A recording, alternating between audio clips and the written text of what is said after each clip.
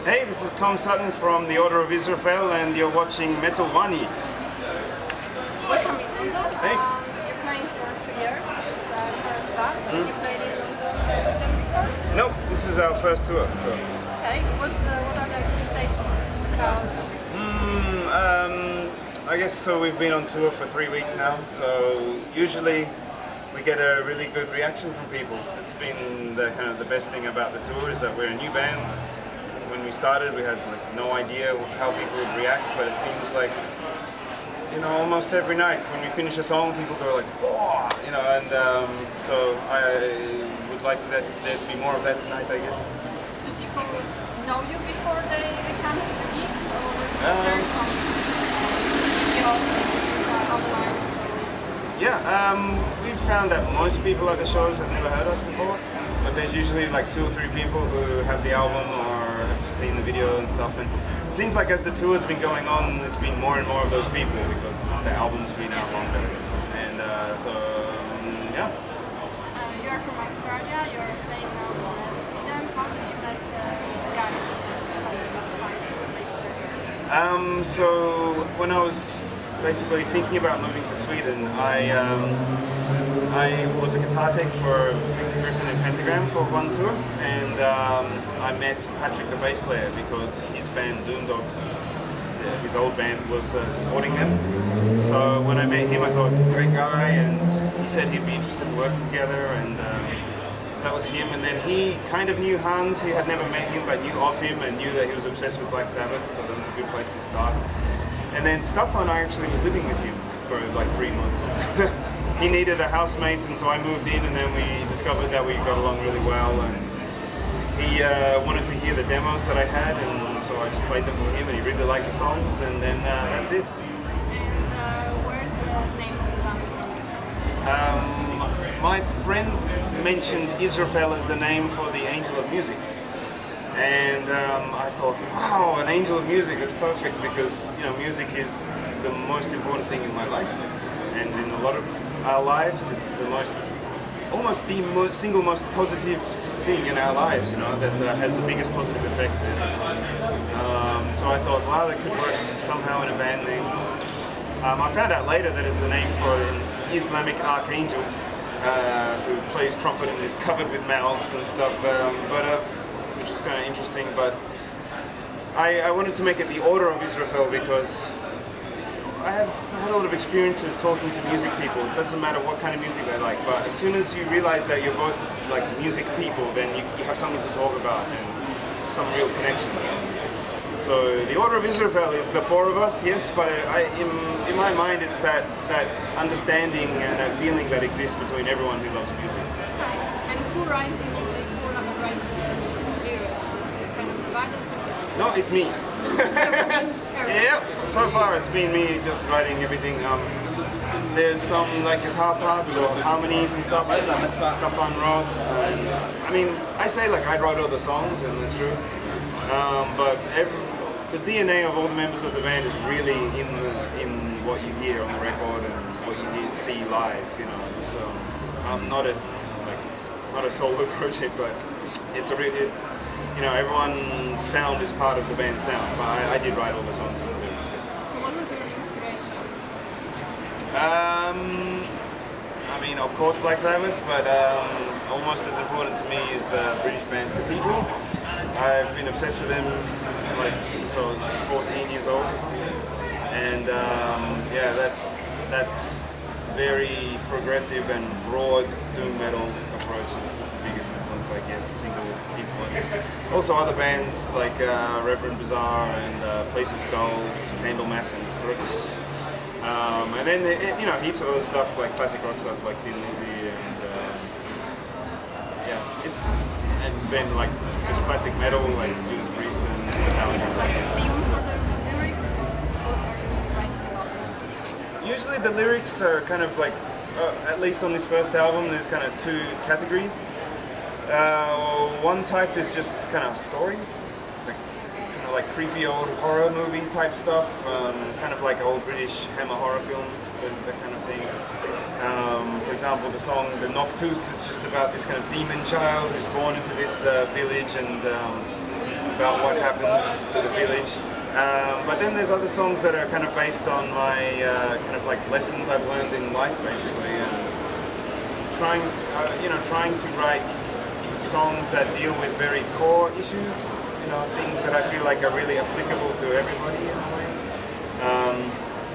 For example, the song Wisdom is kind of about how you get guidance and signs along the way if you have your eyes open and your heart open. And I've had so many experiences where the exact right thing I needed to hear or know or experience happened at just the right time and helped me to go in the direction I needed to be in. So that song Wisdom is about, we all go through pretty horrendous shit in life. It's a lot of tough things in life, of course, but if you just approach things from a position of learning from them, then you can actually be led somewhere wonderful from those things. And where does maybe admiration for doing this type of music coming from? I've watched your videos as well, and they're kind of dark. So where is it coming from? Okay, right. Doom metal has a combination of kind of darkness. But for you personally? Me personally? Why would you choose this path? Well, it's basically being obsessed with Black Sabbath and Cathedral. That's what made it. And I don't know, just over the years, listening to bands like them and Gates of Slumber and all these bands, it's a feeling of heaviness, but also color, and like it's not so perfect and clean like a My Dying Bride sound. It's a bit more dirty and bluesy as well. So there's a kind of like a heaviness and a beauty to it, and a darkness, but also a kind of like really like street level dirt to it. So I guess that's something that I love, and I love that epic sound, and I love the melody. Melody and doom metal is so important. So really, I think it's Black Sabbath and Cathedral that got me on this path to start. I'm living now in Sweden. Do you get some inspiration from local folklore? I've been a bit aware of it. Like I've had friends who were very into Swedish myth or like Scandinavian mythology or folk tales and stuff like that. I'm not so directly influenced by that, but I'm hugely influenced by Swedish forest. Like I've always loved forests since I was a kid, and the Swedish forests are it's almost like being on a movie set. They're so perfectly beautiful. So I walk in the forest all the time. I live like literally like 1 minute's walk from forest where I am, and so I spend a lot of time walking. Is this type of music big in Sweden, or yeah. Well, yes and no. I would say doom metal is pretty much the least popular subgenre of heavy metal. Death metal, thrash metal. Everything is more popular than doom metal, basically. But I would say in Sweden there is, a core of people who really get it. I mean, it's much more popular than it is in Australia and Japan, I would say.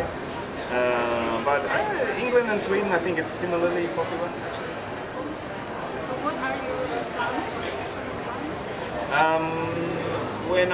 When we get back from tour, we're gonna be home for 3 weeks, and then I'm going on tour with another band that I'm in called Horizont. But then, but hopefully in that gap, and then when I get home from that tour, we'll be working hard on new songs.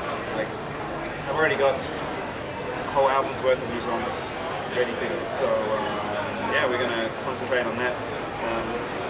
We've been talking about our next European tour, so we'll start planning that as well.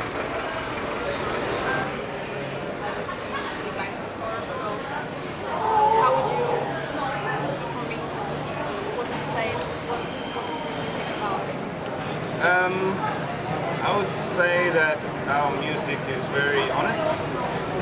Like when I wrote these songs, I actually didn't even know if they would ever be a band. I just wanted to write the songs. I had no idea what would happen, So they're very honest songs. They're exactly what I like, And now as a band, it's exactly what we love. And I think that you know, the songs, like, they're very, most of the songs are very long, but they're very, like, properly written songs. It's not just two riffs for an hour, you know, it's proper heavy metal songs with changes and choruses and a lot of twin guitar harmonies and melodies that you can remember. So, yeah, I don't know, to me it's really doom metal, because the doom metal that I love is quite varied. But a lot of people have said it's not just doom metal, it's classic metal, it's folk, it's this and that, and so yeah, I don't know, to me, like, I always wanted to make this band for other people like me who love doom metal and don't have enough bands to listen to, basically. But so many people have said, like, oh, it's, you know, people, they don't have to be doom metal people actually to listen to us, because it's quite broad and yeah, there's a lot of influences there. And for your the album Lyrical, Oh, absolutely. Yes, our guitar player Sutton is an artist himself, and so he thinks really well visually, and I think it had to be in a forest, because that's such an influence on us. And basically the story came from Stefan, myself, the director Johan Kalian, and our real artist Henrik Jakobsen, who did all the album artwork and stuff like that. It was the four of us sitting around the table and just saying, alright, it's 10 minutes, a 10-minute song, we can't just have four hairy guys rocking in a forest for 10 minutes, it has to have something else. So we just started to talk about what the song is about and have a story that, I mean, the story is not exactly the lyrics of the song, but it's like a kind of like one potential story that follows what the song is about. So it was the four of us chatting and talking about what the story is. Thank you very much. Thanks. Good luck tonight. Cheers, it's going to be fun.